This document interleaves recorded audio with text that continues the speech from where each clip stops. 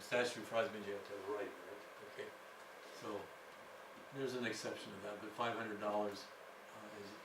requires something in writing.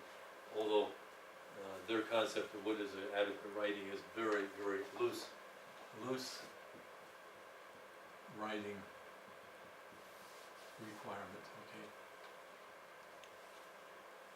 And again, remember I said the one term that's absolutely critical in the UCC, one of the key element. Remember what I said about that? It's quantity. Okay. The court, you're going to read this, I hope, over the week. And gap fillers, all of the different ways the UCC will fill in terms that were not specifically negotiated between merchants. So, but you gotta have the quantity, okay? And the court will, even if you don't have a complete document, it doesn't reflect maybe the total quantity that was involved. If you have a writing that at least identifies some quantity, the court will find the contract enforceable under the UCC as to that quantity, okay? So that's the key term under the UCC. We don't have that type of, those type of provisions under state law. Again, a guarantee has to be in writing. A promise made in exchange for marriage has to be in writing. Sounds ridiculous. A promise that cannot be performed within 1 year from the date of the agreement has to be in writing. Promises concerning a sale of land or leases longer than 1 year from the date of formation of the contract have to be in writing. And again, if you sign the lease on July 1, well, let's not do that. Let's say you sign the lease on June 30, okay? So the lease will begin July 1. No, I'm sorry, I cheated myself. You sign it on June 29, and the lease runs from July 1 to June 30. Okay? You would say, well, wait a minute, it's just a 1-year lease. It fits within the statute of limitations. It doesn't, because you look at 1 year from the date of signing. So this lease will not be fully performed until 1 year and 1 day. Right? Okay? So you're a day short. Actually, it's going to be midnight on the 30th, so you're 1+ day short. All right?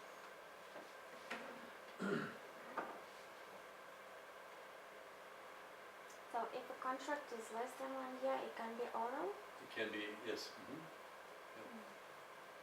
It could be emailed by one, oral, yeah, something impartial.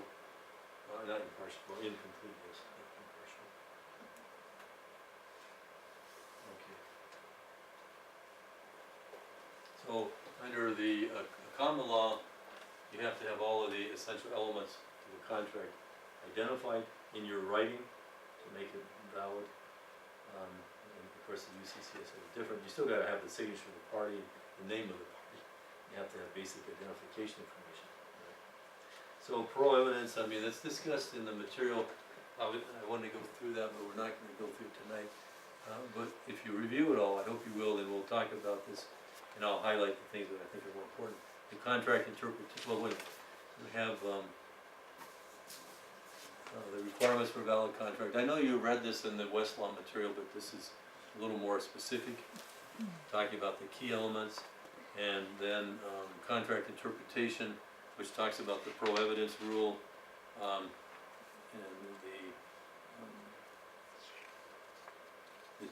the way in which the court will interpret a contract that's ambiguous, which evidence will be considered more persuasive. And then you have the UCC gap fillers when you don't have all of the essential terms in a UCC contract.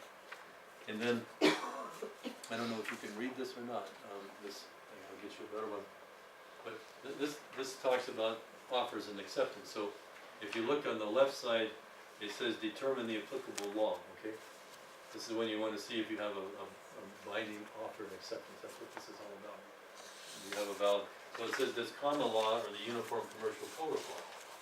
So if you look under 1A, common law, everything but goods. So service contracts, real estate contracts, lending contracts, everything else but goods will be under common law. Now, go down to C if you don't mind, goods versus services, sometimes you have mixed contracts, okay? For both goods and services, so then you gotta determine which is the predominant purpose of the contract, okay? To determine whether you're gonna be subject to the UCC or you're gonna be subject to common law, okay? So factors determining whether it's goods or services, be the language of the contract, nature of the business of the supplier, and the intrinsic worth of the material supplied, so. Alright. So, let's just focus on the common law only today, and then we'll save the UCC for next week, so. So you go to the second item. It says identify offer and acceptance. This is essential in scenarios where the parties exchange several forms, okay? The general rule is an offer is made when the offer leads the offeree to reasonably believe that an offer has been made, okay? Purchase orders is a general rule, purchase orders are offers to purchase, okay? Alright, so, assuming though we have something other than the sale of goods, okay? So we go up above to 3, determine which terms are incorporated, so 3A, common law, the mirror image rule, and the last shock rule, I'm sorry, we won't have to talk about that.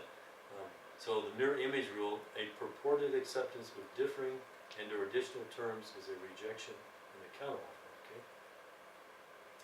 However, if both parties perform, even though there was an offer, an acceptance that had additional terms, then you do have a contract, okay?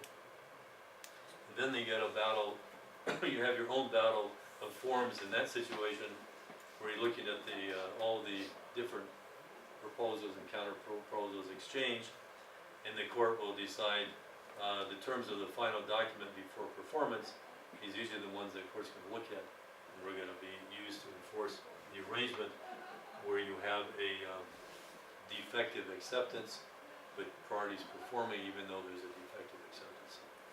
I hope that makes sense.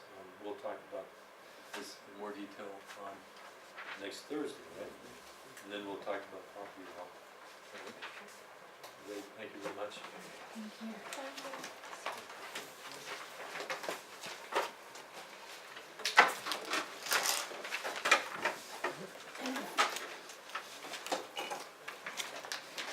I thought somebody was gonna do some, find me a case on something we talked about last week. I can't remember what it was now. It was something I hadn't become, I wasn't aware of. Maybe it was about the camera.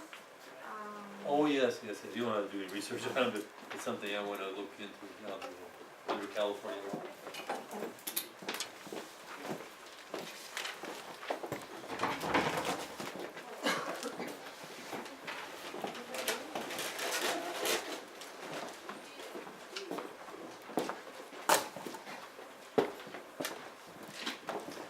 Good night.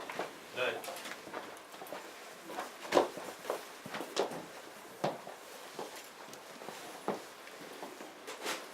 Bye. Bye. Thanks. Bye.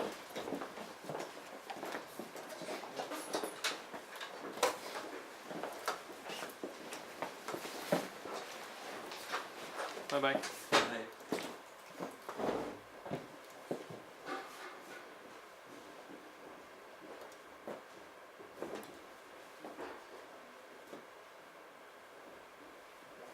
Could I ask a question? Yeah, sure. You mentioned, it was mentioned in this list, this Uh-huh. detail with diagram.